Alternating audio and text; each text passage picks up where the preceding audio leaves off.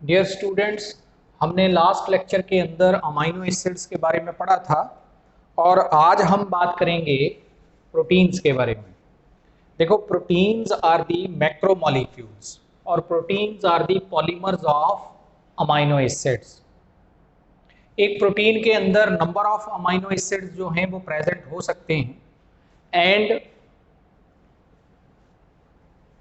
The chains of amino acids which are formed by combining the various amino acids with the help of peptide bonds. These chains of amino acids are called as polypeptides. इनको हम polypeptides बोलते हैं। और जब कई सारे amino acid जो हैं आपस में पेप्टाइड बॉन्ड्स के जरिए यानी CONH बॉन्ड, ये जो बॉन्ड है इस बॉन्ड को हम क्या बोलते हैं? Peptide bond. यानी एक अमाइनो एसिड का acid group next amino acid के अमाइनो ग्रुप के साथ जब आपस में जुड़ता है तो जो बॉन्ड बनता है CONH बॉन्ड, इस बॉन्ड को हम पेप्टाइड बॉन्ड बोलते हैं। जब दो अमाइनो एसिड आपस में जुड़ेंगे तो सिंगल पेप्टाइड बॉन्ड बनेगा। उस चेन को यानी दो अमाइनो एसिड की चेन को हम बोलते हैं डाईपेप्टाइड। अगर तीन अमाइनो एसिड जुड़ जाएं तो बोलेंगे ट्राईपेप्टाइड, ऐसे ही टेट्रापेप्टाइड, पेंटापेप्टाइड। और जब बहुत सारे अमाइनो एसिड्स आपस में जुड़ जाएं with the help of peptide bonds तो उस long chain of amino acid को हम बोलते हैं पॉलीपेप्टाइड और पॉलीपेप्टाइड चेन।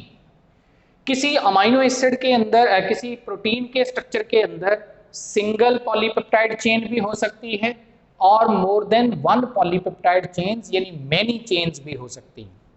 अगर सिंगल चेन हो प्रोटीन के अंदर पॉलीपेप्टाइड चेन तो ऐसी प्रोटीन को मोनोमेरिक प्रोटीन बोलेंगे। Monomeric protein which is made up of only one polypeptide chain. और किसी में अगर more than one polypeptide chains होंगी then that protein is called as oligomeric और मल्टीमेरिक। ओलिगोमेरिक और मल्टीमेरिक प्रोटीन। अब जैसा मैंने पहले बोला, ये देखिए हमारे पास एक अमाइनो एसिड है। जैसे मैं एक एग्जाम्पल आपको देके बता रहा हूं। ये हमारे पास एक अमाइनो एसिड है जिसमें ये हाइड्रोजन एटम एक साइड के ऊपर यहाँ अमाइनो ग्रुप, यहाँ पे CH3 और ये क्या आ जाएगा यहाँ एसिड ग्रुप। यहाँ पे एसिड ग्रुप COOH, सीधा भी लिख सकते थे COOH। तो ये एक अमाइनो एसिड है। अब ये अमाइनो एसिड अगर किसी दूसरे अमाइनो एसिड के साथ कंबाइन करता है, यानी कि ये ले लेते हैं हम ग्लाइसिन नाम का अमाइनो एसिड, ये आ गया इसका NH2, यहां पे अमाइनो ग्रुप। अब इसमें क्या है, OH from acid group of this amino acid and hydrogen atom of amino group of next amino acid। तो ये हमारे पास क्या निकल गया, H2O, वाटर निकल गया। यानी हाइड्रोजन एटम एक यहां से एक ऑक्सीजन एटम, तो ये वाटर का मॉलिक्यूल निकल गया। तो हमारे पास क्या आ जाएगा, हमारे पास आ जाएगा, ये यहां से निकल गया, हमारे पास आ गया, ये हाइड्रोजन इसके साथ है, दो में से एक हाइड्रोजन एटम रह गया, तो ये आ गया हाइड्रोजन और ये बन गया बॉन्ड। तो अब ये जो बॉन्ड बना, this bond is known as peptide bond. लेकिन amino acid glycine and amino acid lysine ये आपस में जुड़ गए with the help of peptide bond, तो ये दो अमाइनो एसिड की चेन बनी। It is called as dipeptide. इसको हम डाई पेप्टाइड बोल देंगे। अगर एक और जोड़ दूं मैं आगे तो वो ट्राइपेप्टाइड बन गया, और जोड़ दूं तो टेट्रापेप्टाइड एंड सो ऑन। लेकिन जो लॉन्ग चेन्स बन जाती हैं ऐसे, उन्हें बोलते हैं पॉलीपेप्टाइड। किसी प्रोटीन के स्ट्रक्चर में ऐसी एक यानी सिंगल पॉलीपेप्टाइड चेन भी हो सकती है, then it is known as monomeric protein. और किसी में एक से ज्यादा भी हो सकती हैं, तब उसे बोलेंगे मल्टीमेरिक और ऑलिगोमेरिक प्रोटीन। ठीक है, तो ये बात क्लैरिफाई होगी। अब इसके बाद है नेक्स्ट स्ट्रक्चर ऑफ प्रोटीन। एक और चीज बता दूं, एक्चुअल में जो प्रोटीन वर्ड है ये जिस लैटिन वर्ड से बना है उसका मतलब होता है first rank. First rank, protein word का मीनिंग क्या है? First rank. यानी बॉडी के अंदर जितने भी न्यूट्रिएंट्स हैं, carbohydrates, proteins, lipids, different vitamins, उन सब में से ये जो जिस टॉपिक के बारे में हम पढ़ रहे हैं यानी प्रोटीन्स, ये बॉडी में हर एक पार्ट में रिक्वायर्ड हैं। और वेरियस फंक्शंस जो हमारी बॉडी में मेटाबॉलिक एक्टिविटीज चलती हैं, they are controlled by enzymes and all the enzymes are also proteinaceous in nature. तो बॉडी में हर जगह प्रोटीन्स की जरूरत है, इसलिए प्रोटीन्स का बॉडी के अंदर रिक्वायरमेंट के बेसिस के ऊपर क्या है? First rank. तो प्रोटीन वर्ड का अपना मीनिंग ही क्या होता है? First rank. नेक्स्ट है स्ट्रक्चर ऑफ प्रोटीन्स के बारे में अगर देखें तो स्ट्रक्चर के बेसिस के ऊपर प्रोटीन जो हैं उनके 4 डिफरेंट टाइप्स के स्ट्रक्चर्स हैं। नंबर 1 प्राइमरी स्ट्रक्चर, और जिसको हम फर्स्ट डिग्री स्ट्रक्चर भी बोल देते हैं। प्राइमरी, सेकेंडरी जिसको सेकंड डिग्री, टर्शरी जिसको थर्ड डिग्री भी बोल देते हैं, और क्वार्टनरी जिसको हम 4 डिग्री स्ट्रक्चर भी बोल देते हैं। तो प्राइमरी स्ट्रक्चर की अगर मैं बात करूं, किसी प्रोटीन का स्ट्रक्चर प्राइमरी स्ट्रक्चर कहलाएगा अगर उसमें अमाइनो एसिड जो हैं, जैसे ए का मीनिंग यहां क्या है? Amino acid. If the amino acids are arranged linearly, अगर अमाइनो एसिड जो हैं किसी प्रोटीन के स्ट्रक्चर में लीनियरली अरेंज्ड हैं, and they form either long और short chains of amino acids, linearly arranged हैं और शॉर्ट एंड लॉन्ग जो है चेन्स जो है वो फॉर्म करते हैं with the help of peptide bonds, तो वो प्राइमरी स्ट्रक्चर है प्रोटीन का। ऐसे स्ट्रक्चर को हम प्राइमरी स्ट्रक्चर ऑफ प्रोटीन बोलते हैं। और इसमें लार्ज नंबर ऑफ प्रोटीन्स की हम एग्जांपल्स दे सकते हैं। बॉडी के अंदर बहुत सी प्रोटीन ऐसी हैं, ज्यादातर एंजाइम्स ऐसे हैं जिनका प्राइमरी स्ट्रक्चर होता है। नेक्स्ट है secondary structure. Secondary structure the type of proteinaceous structure in which if the protein is made up of single polypeptide chain, अगर प्रोटीन जो है वो एक पॉलीपेप्टाइड चेन की बनी है, then the chain is helically coiled और spirally coiled, स्ट्रेट नहीं होगी, हेलिकली coiled होगी। जैसा प्राइमरी स्ट्रक्चर में तो क्या था? लीनियरली अमाइनो एसिड अरेंज थे और स्ट्रेट चेन्स बनती हैं लॉन्ग या शॉर्ट। इसमें क्या होती है कि जो प्रोटीन है वो सिंगल पॉलीपेप्टाइड चेन की बनी है and the chain is helically coiled और spirally coiled to form a spring like structure. ऐसे एक स्प्रिंग लाइक स्ट्रक्चर बन जाता है, तो ऐसे स्ट्रक्चर को हम बोलते हैं अल्फा हेलिक्स। और ये कैसे बनता है? तो इसमें अल्फा हेलिक्स काइंड का स्ट्रक्चर बनता है, it is maintained by intramolecular hydrogen bonds. यानी यहां इनके बीच में क्या बनेंगे? इनके बीच में ये हाइड्रोजन बॉन्ड्स बनेंगे। जगह जगह पर अमाइनो एसिड्स होंगे, जैसे ये अमाइनो एसिड, तो इन इंट्रामॉलिक्यूलर हाइड्रोजन बॉन्ड्स जो हैं वो एस्टैब्लिश होंगे, जिसके कारण क्या होगा? ये स्पाइरल स्ट्रक्चर और क्वाइल्ड स्ट्रक्चर जिसको हम अल्फा हेलिक्स काइंड का स्ट्रक्चर बोलते हैं वो मेंटेन्ड रहता है। और इसमें एग्जांपल अगर हम दें तो keratin protein of our hairs, हमारे हेयर्स के अंदर जो केराटिन प्रोटीन होती है उसका अल्फा हेलिक्स स्ट्रक्चर होता है, ऐसे क्वाइल्ड स्ट्रक्चर होता है। चेन एक ही है, चेन सिंगल है, ऐसे अमीनो एसिड की चेन है, ऐसे ये चेन है, लेकिन अगर ये स्ट्रेटेंड है then it is primary structure.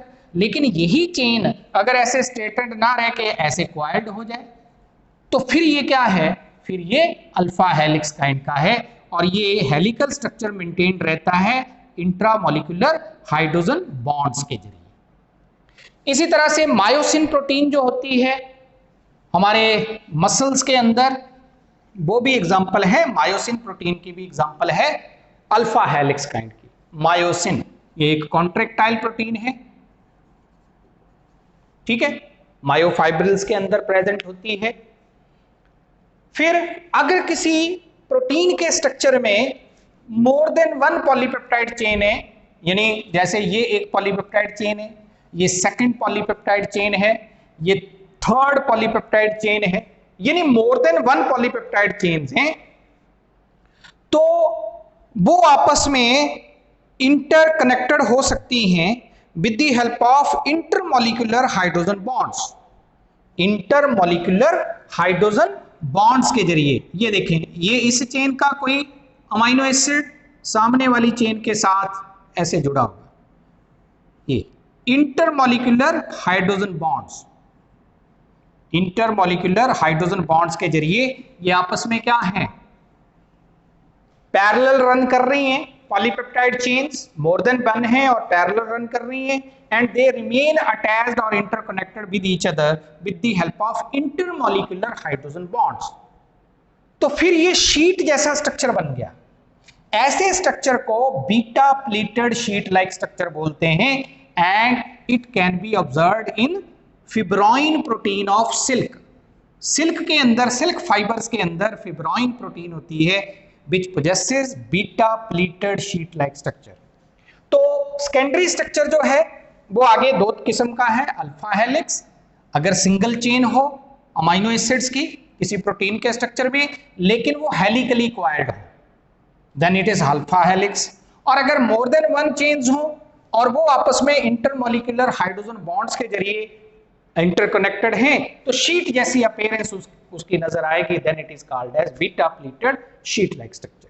इसमें एग्जांपल केराटिन, मायोसिन की, और इसमें फिब्रोइन ऑफ सिल्क की। नेक्स्ट है tertiary structure.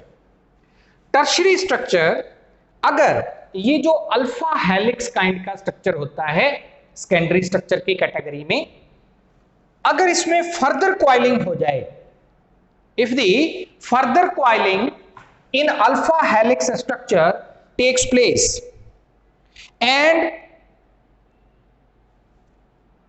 the coiled structure, अब जब फर्दर क्वाइलिंग होगी तो कोई ना कोई और बॉन्ड बनेंगे जिसके कारण ये थोड़ा और हाईली क्वाइल्ड स्ट्रक्चर बन जाएगा। उसको मेंटेन करने के लिए कुछ और बॉन्ड्स एस्टेब्लिश होंगे, जैसे आयनिक बॉन्ड्स, इसके अलावा जो है hydrophilic bonds, hydrophobic and disulphide bonds. तो मेरा बोलने का मतलब है कि अगर किसी प्रोटीन के स्ट्रक्चर में सिंगल चेन है और वो ऐसे हेलिकली क्वाइल्ड है at regular interval, then it is alpha helix, और ये सेकेंडरी की कैटेगरी में आएगा। But if in the alpha helix structure further coiling and recoiling takes place, further coiling and supercoiling takes place, which is maintained by ionic bonds, ionic bonds, then hydrophilic bonds, इसके अलावा और मैंने क्या बोला, disulphide bonds. तो ये different kinds के bonds के जरिए, डिफरेंट काइंड की लिंकेजेस के जरिए इसकी फर्दर क्वाइलिंग हो जाए, यानी ये पहले ऐसा था अब इसकी और क्वाइलिंग हो गई तो ये और क्वाइल्ड, यानी ये चीज बन गई। तो then this kind of proteinaceous structure is known as tertiary structure. इसको हम क्या बोलते हैं, टर्शरी स्ट्रक्चर और थर्ड डिग्री स्ट्रक्चर। नेक्स्ट आता है इसके बाद अगला है क्वार्टनरी और 4 डिग्री स्ट्रक्चर, क्वार्टनरी और 4 degree structure. If there are more than one polypeptide chain in the structure of a protein and each individual polypeptide chain maintains its own structure।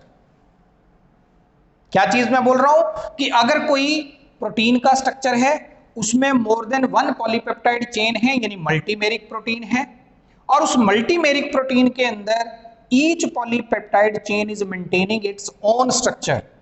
कहीं पे अल्फा हेलिक्स का है किसी chain में, किसी chain के अंदर जो है टर्शरी स्ट्रक्चर है, किसी में जो है प्राइमरी स्ट्रक्चर है। तो अलग अलग तरह का स्ट्रक्चर हर एक पॉलीपेप्टाइड चेन जो है वो मेंटेन कर रही है। तो फिर ऐसे ओवरऑल हम प्रोटीन के स्ट्रक्चर को क्या बोलते हैं? Quaternary structure. यानी मैंने क्या बोला है आपको?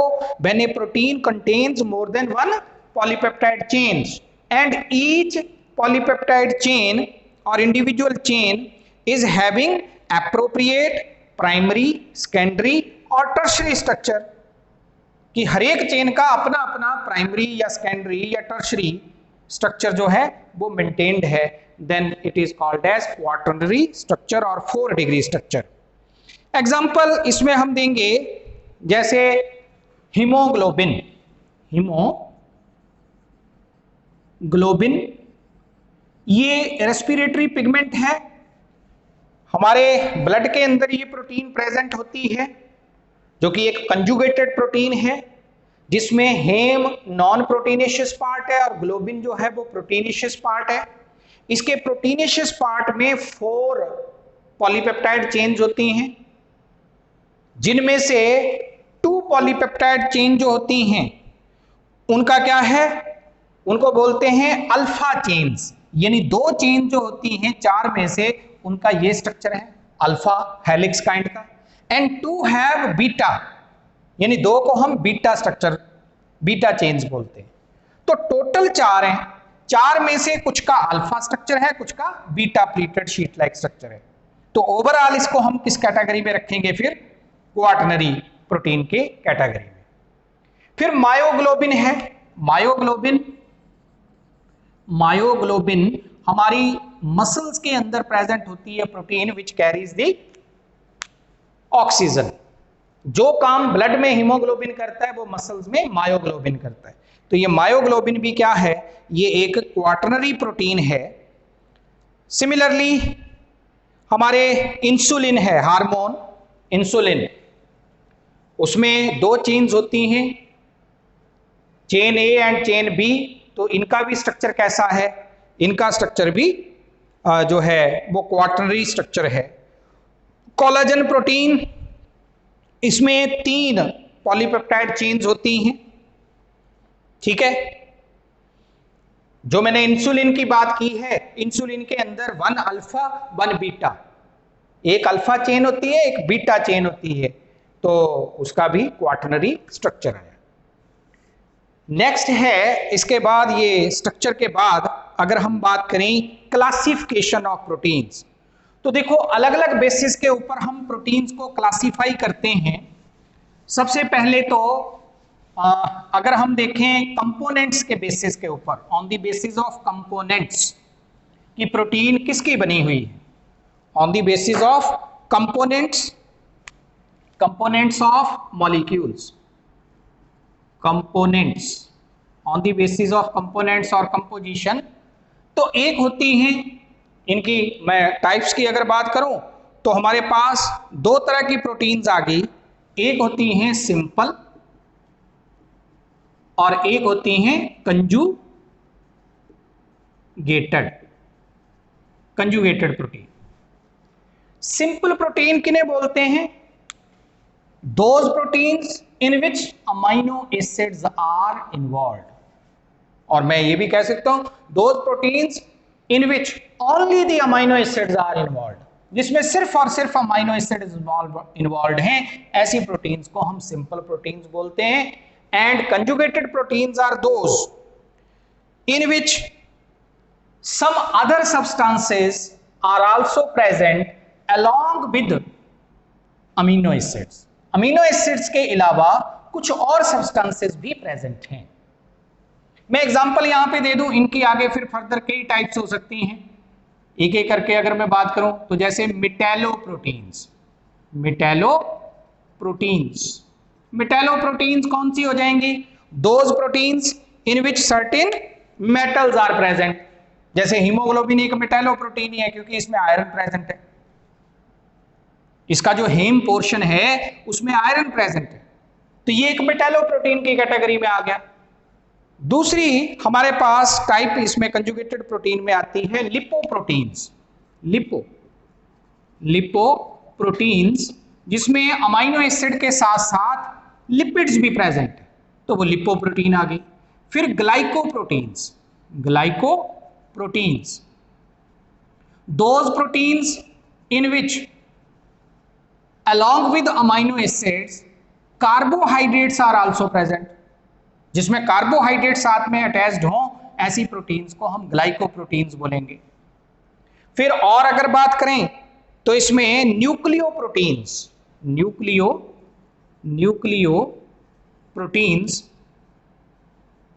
जिसमें न्यूक्लिक एसिड प्रोटीन के साथ अटैच रहें तो उन्हें हम न्यूक्लियोप्रोटीन बोलेंगे।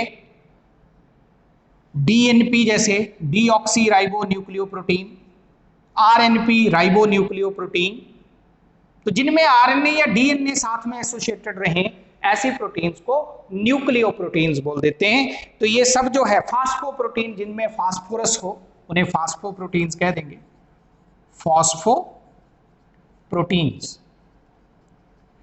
तो ये क्या है? कंजुगेटेड प्रोटीन जिनमें अमाइनो एसिड्स भी प्रेजेंट है and some other substances are also present, उन्हें हम कंजुगेटेड प्रोटीन्स बोलते हैं या कॉम्प्लेक्स प्रोटीन्स बोलते हैं। और simple proteins in which only amino acids are present, जिनमें सिर्फ और सिर्फ अमाइनो एसिड है, बस एक्स्ट्रा कोई चीज नहीं। तो ये आगे कंपोनेंट्स के बेसिस के ऊपर। फिर शेप के बेसिस के ऊपर, on the basis of shape, अगर मैं शेप के बेसिस के ऊपर देखूं तो दो टाइप हैं, fibrous protein, fibrous and globular. Fibrous proteins which have elongated structure, thread like structure, उनको हम बोलेंगे फाइब्रस प्रोटीन्स। जैसे फिब्रोइन ऑफ सिल्क, ये एक फाइब्रस प्रोटीन है। मायोसिन, एक्टिन, ये फाइब्रस प्रोटीन्स हैं। लेकिन globular proteins which have almost rounded structure, जिनका ऑलमोस्ट राउंडेड या ग्लोब लाइक स्ट्रक्चर है, उनको ग्लोबुलर प्रोटीन्स बोलते हैं। और ग्लोबुलर प्रोटीन्स में जिनका टर्शरी स्ट्रक्चर है मोस्टली वो प्रोटीन्स आ जाएंगे। आगे है फिर केमिकल नेचर के बेसिस के ऊपर, on the basis of chemical nature. Chemical nature के बेसिस के ऊपर प्रोटीन्स की 3 टाइप्स हैं। एसिडिक प्रोटीन्स, ये केमिकल नेचर की मैं बात कर रहा हूं, on the basis of chemical nature. Proteins are of 3 kinds, acidic proteins in which acidic amino acids are present, जैसे एस्पार्टिक एसिड, ग्लूटामिक एसिड, इस तरह के अमाइनो एसिड जिनमें अबंडेंटली हैं, they are called as acidic proteins. और basic protein इन विच basic amino acid like lysine, alanine, इस तरह के अमाइनो एसिड जिनमें प्रेजेंट है उनको बोलेंगे बेसिक प्रोटीन्स। और जिसमें हम हिस्टोन प्रोटीन्स जो हम बात करते हैं, हमारे क्रोमोसोम्स में प्रेजेंट होती हैं हिस्टोन्स, ये बेसिक प्रोटीन्स हैं। और एक आ जाती हैं एम्फोटेरिक और न्यूट्रल प्रोटीन्स, एम्फोटेरिक, जिनमें न्यूट्रल अमाइनो एसिड्स प्रेजेंट होते हैं, they are called as amphoteric protein. तो ये केमिकल नेचर के बेसिस के ऊपर। फिर आगे है last, on the basis of function, on the basis of function. Function के बेसिस के ऊपर अगर हम बात करें तो प्रोटीन्स हमारे पास वेरियस काइंड्स की हैं।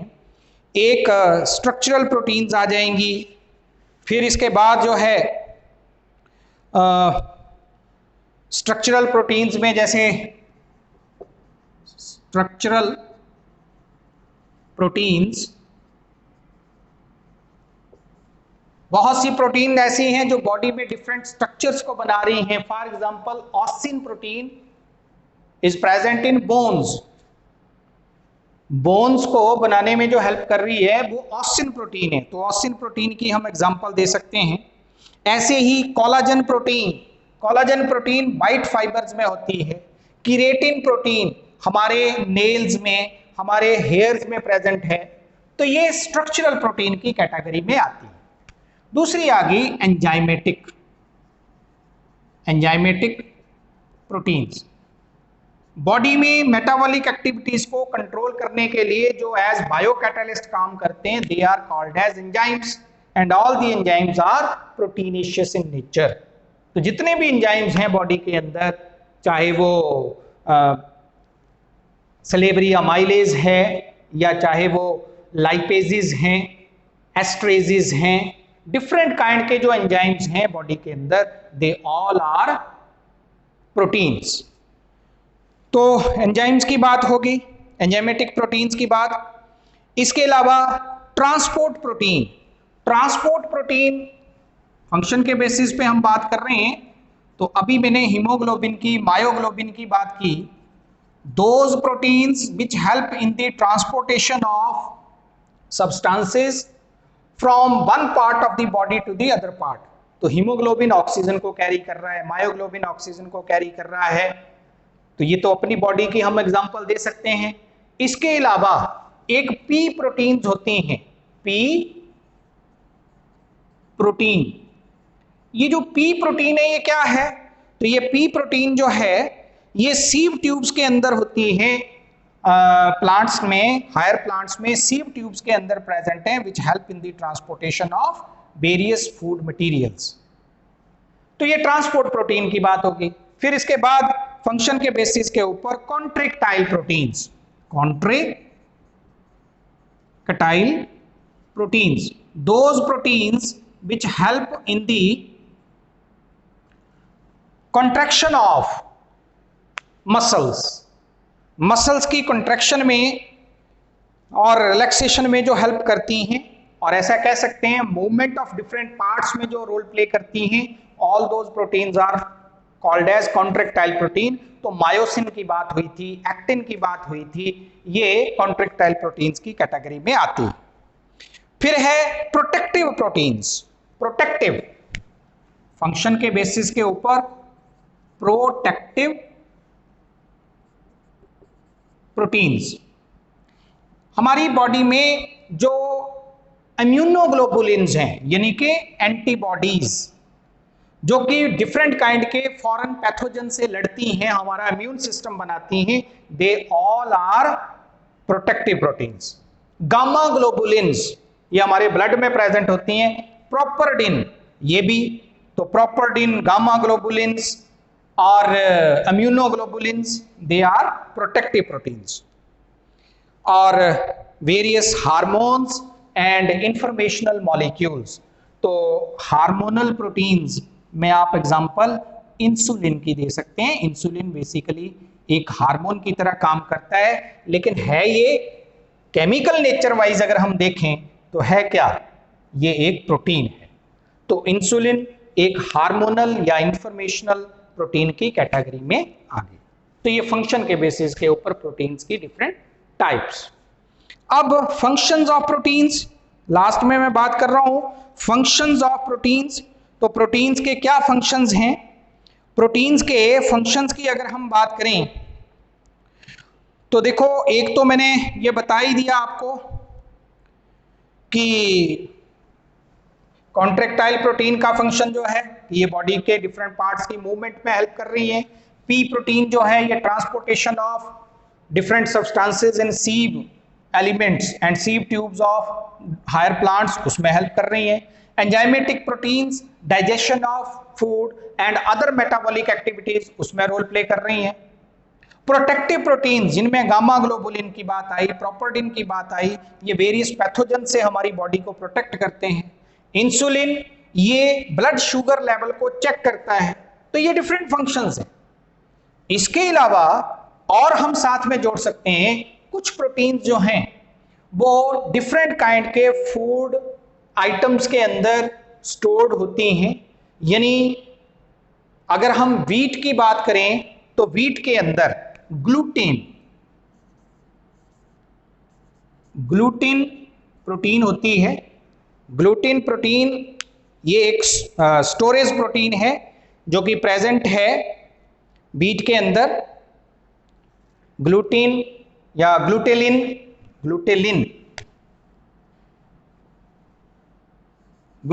प्रोटीन ये व्हीट ग्रेन्स के अंदर प्रेजेंट होती है। इसके अलावा एल्बुमिन ऑफ एग, तो एग से जो प्रोटीन मिलती है दैट इज एल्बुमिन। तो ये स्टोरेज प्रोटीन्स हैं जो कि हमारी प्रोटीन की जरूरत को पूरा करती हैं।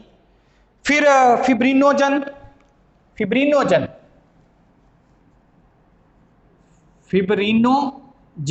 जिससे कि आगे चल के फिब्रिन बनता है। तो ये फिब्रिनोजन जो है क्लॉटिंग ऑफ ब्लड में हेल्प करती है।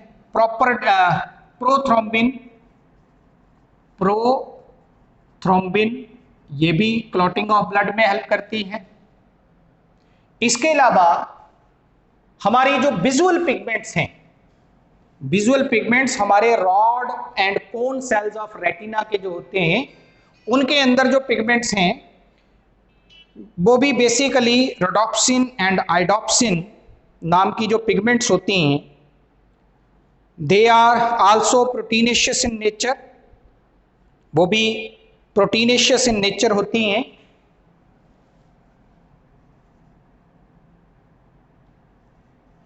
रोडोप्सिन एंड आइडोप्सिन जो पिगमेंट्स होती हैं रॉड्स एंड कोन सेल्स के अंदर they are also proteinaceous in nature. फिर जीन्स की रेगुलेशन में हम सबने पढ़ा है रिप्रेसर नाम की एक प्रोटीन होती है which regulate the functioning of genes, जो जीन्स की फंक्शनिंग को रेगुलेट करती है। तो प्रोटीन के अलग अलग फंक्शंस हैं ये, और कई कुछ हम इसमें बात कर सकते हैं। बहुत से बॉडी के स्ट्रक्चर ऐसे हैं जो प्रोटीन के बने हैं, जैसे बोन्स की बात हुई, कार्टिलेजेस की बात हुई, हमारे डिफरेंट सेल्स की जो बायो मेम्ब्रेन्स हैं, डिफरेंट सेल ऑर्गेनेलीज और सेल्स की जो बायो मेम्ब्रेन्स हैं वो भी प्रोटीन्स और लिपिड्स की बनी होती है। तो प्रोटीन बॉडी के हर एक पार्ट में है। So protein has first rank in comparison to other nutrients in our body. तो ये हमने प्रोटीन का टॉपिक जो है इसके साथ कंप्लीट किया। Thank you very much.